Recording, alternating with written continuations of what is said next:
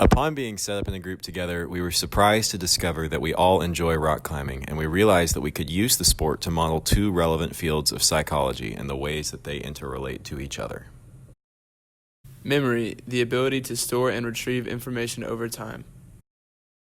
And emotion, the positive or negative experiences that are associated with a particular pattern of physiological activity. So let's meet the climbers. My name is Tucker, and I'm a freshman. I don't climb regularly, but I have done it before, and I really enjoy it. My name is Nathan. I'm a sophomore, and I've been climbing regularly for about 10 months now. And my name is Will. I'm a junior, and I've been climbing regularly for about 3 years. Let's get to it then. It's pretty easy to see how emotion relates to this. Climbing is the physiological activity, the route is the pattern, and emotions naturally result from carrying out the activity. But how does memory relate?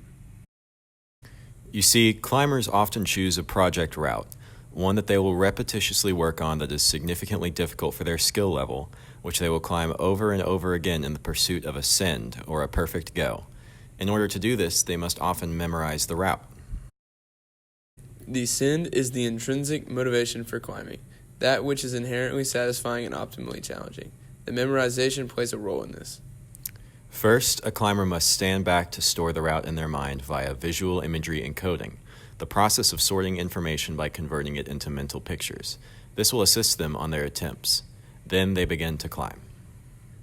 During the attempt, a climber's somastatic senses are on high alert.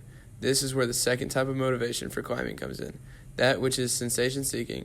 This type of motivation encourages an individual to experience high levels of sensory and physical excitement. While experiencing this thrill, every haptic sensation and limb position must also be paid attention, so that the sensory information may be converted into short-term memories, which are non-sensory but are recallable. On this first attempt, the climber is semantically encoding the route, actively relating previous visual knowledge of the rock to the ideal body positioning and hand grips they're actively encoding. Most of this correlates with instinct theory, as most of these first moves are based solely on instinctual finger placements and balance. On each following attempt, the climber elaborately encodes the route, actively using old and new information to create a sequence of moves to complete the goal.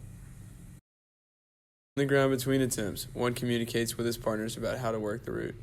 They engage in chunking, the breaking down information into several pieces so as to better remember the whole. By breaking down the route down into distinct segments, and then by breaking down each segment into individual moves. This collaboration triggers two other main motivations of climbing.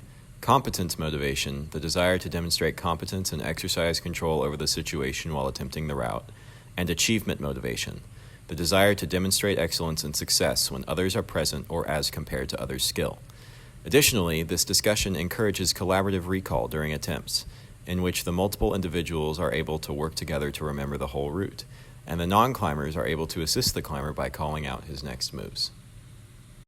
On the first attempt, each placement must be made according to the cued recall of the hold type, in which haptic and visual cues indicate what finger or hand positions ought to be used.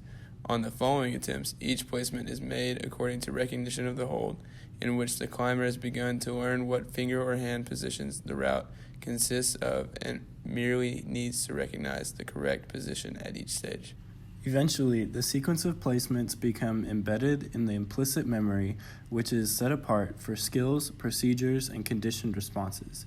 At this point, the route begins to become a complicated dance which requires less and less conscious attention to perform, but the same amount of physical effort. It's at this point that the last main motivation of climbing comes into play. The route has fulfilled its role as a learning goal, which has intrinsic value because of the satisfaction derived in mastering it. Ultimately, the route is often sent when the climber reaches this point. It isn't always so simple, though. Over the handful of years I've climbed, I have a few flashbulb memories of bad falls, memories which were automatically encoded due to their strong emotional associations. One particular memory of a near-death fall a year ago seriously troubles me on any particularly risky, technique-focused moves with little margin for error. Luckily, the route I chose to send has one move exactly like that. It sounds to me like that memory is persistent. Memories like that are ones we wish we could forget, but we often can't due to drama or emotional significance. It also seems like it's affecting your self-efficacy in those particular scenarios, or the degree to which you're convinced of your ability to meet the demands of the situation.